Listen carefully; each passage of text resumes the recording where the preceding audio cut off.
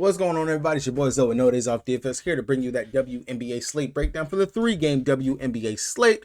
Gonna be looking over here on DraftKings, and finally we got it back, the 10K to first. A much better prize pool. Of course, there is no NFL today, so we are getting our big prize pool back. If you guys enjoying the content, as always, make sure you guys go ahead and hit that subscribe button so you don't miss any stuff I'm dropping over here on the channel. As you guys know, I am doing a lot more in regards to the prop plays, been giving you guys stuff for the NFL. And if you followed the NFL video yesterday, I definitely was able to make you some money with the props that I gave out for that. I will have some prop plays going up later on today for Taco Tuesday. If you guys have a price account and you want one, and well, correction, if you guys don't have a price account and you want one, make sure you check the link down in the description below so you guys can get that, along with the affiliate code over there for DraftKings as well. So, looking at it, let's go ahead, let's break down the slate. It's been a little minute since I've actually done a slate breakdown. Of course, the prize pools weren't really all that great, especially with the NFL starting up. They were giving us just 2K to first. I kind of was just like, do I want to play $15 for the 2K? It was almost look like esports at that point. I was much rather just play NFL, but we're going to actually try to make some money here on today's slate. We got some playoff implications for some of these teams. First team that does have some playoff implication, that is going to be Atlanta. Atlanta, they are, I want to say, a game behind. Actually, let's pull it up. As we can see right here, everyone that has already clinched a playoff spot, we got Indy, the Phoenix Mercury. The last spot is right here. The Chicago are one game above Atlanta. Atlanta needs to win this game tonight going up against the Minnesota Lynx. The Lynx, when we look at it right now, they are sitting at second. I'm not too sure if they actually have a chance to go up there and get New York, but the Connecticut Sun have a chance to continue to try to climb and jump over the Minnesota Lynx, so they still have some stuff to play for as well. So 2 games tonight that actually have something to play for. The other one, New York Liberty, they're kind of on coast mode, sitting at 29 wins. Yeah, I'm pretty sure they are probably going to be tightening up their rotations, getting their playoff run and stuff like that going down. But Dallas, we have nothing to play for. Sparks, they have nothing to play for. Connecticut, they have something to play for. So we might be focusing more on some of these teams right here. Some of these teams that are out of the playoff picture, I'm pretty sure we can look at some of their bench players or players that might be up for contracts, things like that. Needless to say, just something to actually pay attention to. Injury report to go over. Dorka looks like she's a game time decision, should be able to play. Over here for the Atlanta Dream, looks like Shiny Parker Tyus is off the injury report and she is back. I'll actually pull that up a little bit further when we go over to DraftKings and see if we can't see some wording on that. For New York Liberty, Benija Laney, apparently she suffered an injury last game, but she's cleared. Not too sure if she's going to actually be back to play. They're back on the timetable with her. She has not been able to stay healthy this season. That's really actually kind of sad right there. For the Dallas Wings, Soares, game time decision, but that doesn't matter right there. The regular starting lineup, everything's good over there. Connecticut Sun, T. Mitch is still out. For the Sparks, Ari McDonald, game time decision. Lexi Brown, Clarendon, they are both out as well. So, heading over to DraftKings, like I said, if you guys don't got an account you want one for, make sure you guys check the link down in the description below so you guys can get that deposit match bonus. And as always, hit that thumbs up button on the video. Let your boy know that he's doing a little something, just a little bit something right. So, starting out looking at the Minnesota Lynx on this side, going up against Atlanta. Minnesota, we kind of know where the production comes from. It's coming up there at the top with Fee, followed up by Kayla McBride, Courtney Williams, Alana Smith, Carlton.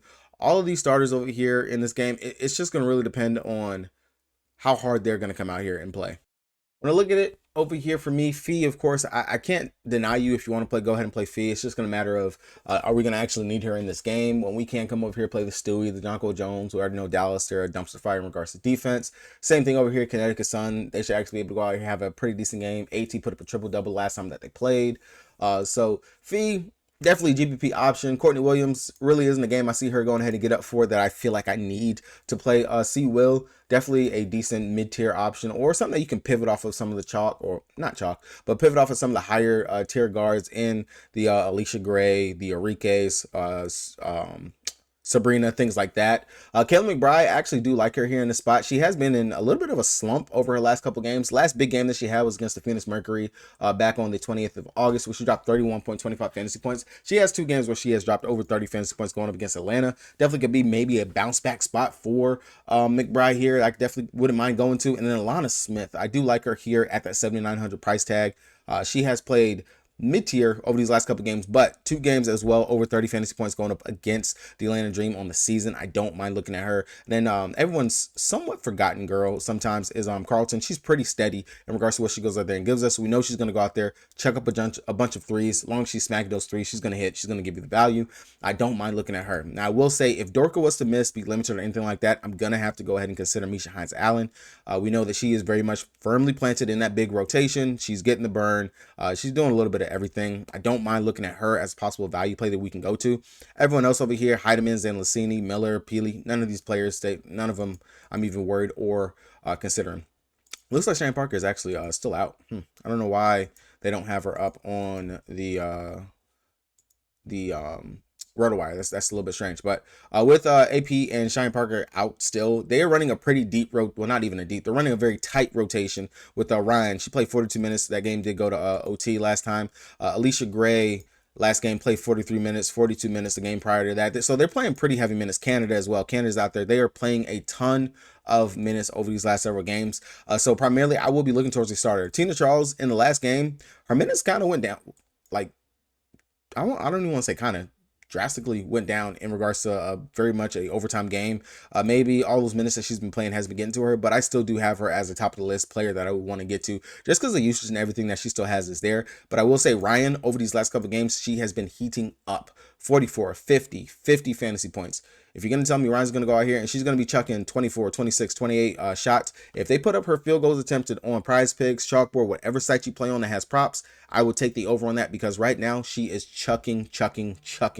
But Ryan Howard at 10K, definitely going to have her in consideration. Just understand that you can get a floor game for Ryan. You're probably going to be looking at about 25 fantasy points at 10K. That's going to hurt. But if she goes out here and she's been consistent as what she has been in regards to the 36, 33, 31 fantasy points, granted, the shots ain't been that great, but she can still give you a decent number.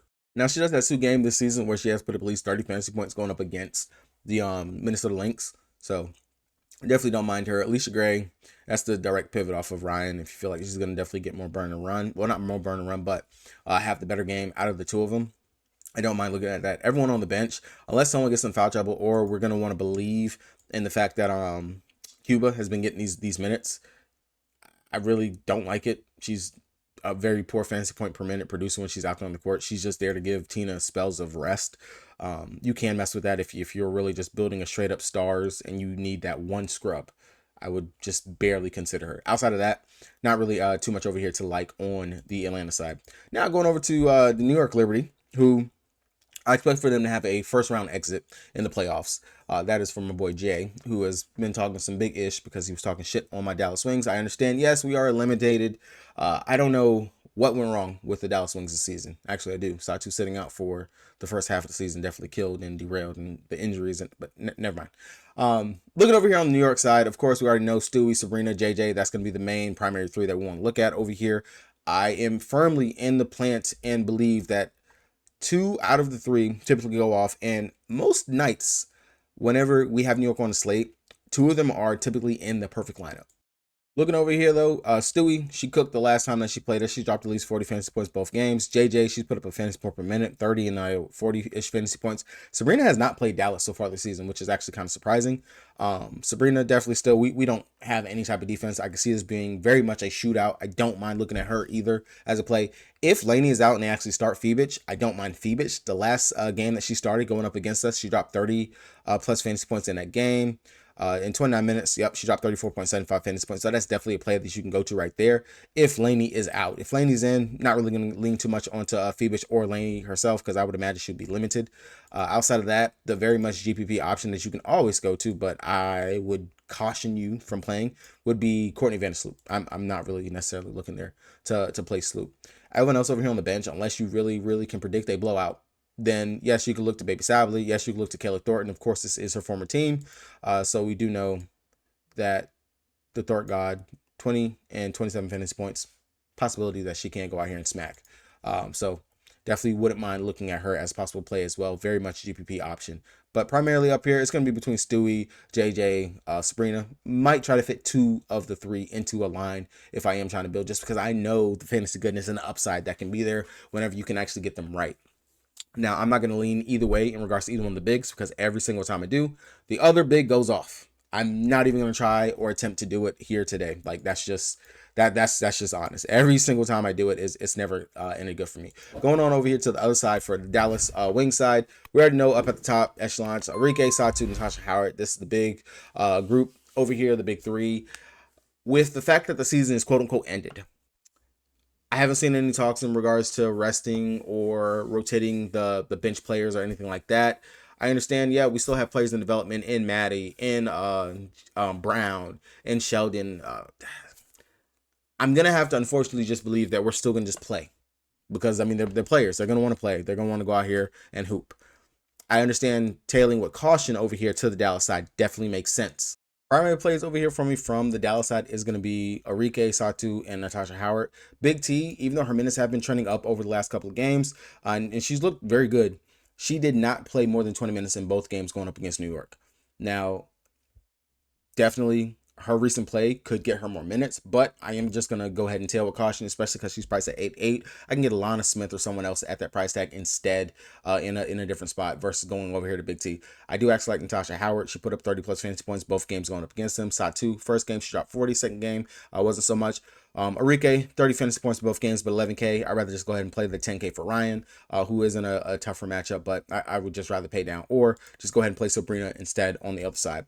Going over here to Connecticut, taking on the Sparks. We literally just seen this game, on Sunday. Like I said, AT, she put up a triple-double, 12, 11, and 10. Not going to say she can't repeat, but if she's actually coming back into form with the triple-double upside, I don't mind her at that 10-1 price tag. That's actually pretty cheap for what we know AT goes out here and does. Wnba Bonner, 25 fantasy points in her first game. I'm not really too high on DB. I never really am, unless it's a matchup that I know she can go out there and score very highly. 9,100, I have Alicia Gray. I have Ryan. I have other players I can get to in the price tag I'd much rather go to. Bree Jones, though, 8,700 price tag. This is your pivot, your direct pivot if you want to, straight up off of Big T. But Bree Jones, she's been smashing it over the last couple games, been very consistent. We already know that if they do run Lily out there, then Bree Jones is going to smash.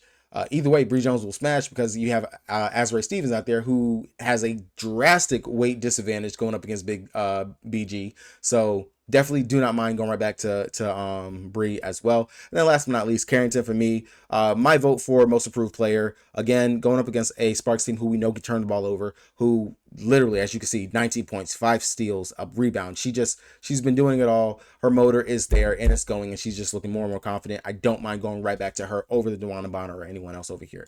Now, she is still playing off the bench. Definitely will be your flyer. Maybe she can come out here and knock down a couple more of her shots, knock down her threes. I don't mind looking at her as a direct pivot off of Carrington if you want to get different or something like that, or you just don't have the salary to get up to Carrington if you land right here. But outside of that, it's not a force or a must, especially when I could just come down, take a GPP shot at Ty Harris if I am going to take a shot at one of these guards over here. Everyone else over here it's neither here nor there or anything that I want to go to.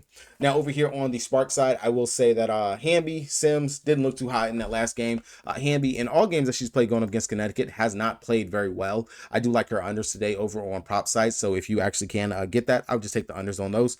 Odysseus Sims didn't play too hot going up against Connecticut. 10 points, a lot of turnovers, personal fouls. This is definitely a bounce back candidate to go out here and have a good game. She got price jumped from 8,100 to 8,600. Somebody knows something. They know something. I don't mind her as a GPP option. I do imagine that Rakia will be very heavily owned. Back-to-back 30-plus fantasy point games, and she's played Connecticut pretty good so far this season. No issues going to her, and they were actually featuring and feasting to her in the last matchup. So Rakia very much probably is going to be a chalky play by a lot of people, but the minutes, the upside, everything is there for her. I don't mind looking at her. I will say the direct pivot to me will be switching over to Odyssey, who could have a big game, just as big of a game as her if they give her the chance. So I don't mind just taking the GPP option right there. Stevens, not gonna mess with that. Ari McDonald, not going there. Ray Burrell, if she's still starting over Talbot, then yes, definitely you can go to her. Just hope that she does a little, not even a little bit, a lot more than 5.5 fantasy points with the starting spot. She got to do something. She got to do something.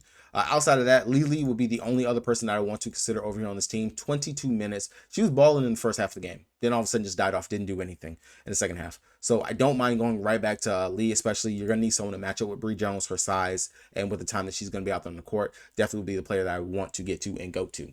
But that's going to be it for me, guys. Hopefully, you guys got a little bit something from this. If you want to see my core, everything that I put up, check the link down in the description below for the Patreon. All that will be up there. Got more content dropping for you guys. I will have, later on this week, my NFL first look for next week. I will have that out. And also later on today, I will have my prop plays for today. Getting ready to go ahead, let this render, upload, and work on the prop video for Taco Tuesday. Good luck to everybody. Control your bankroll. Peace.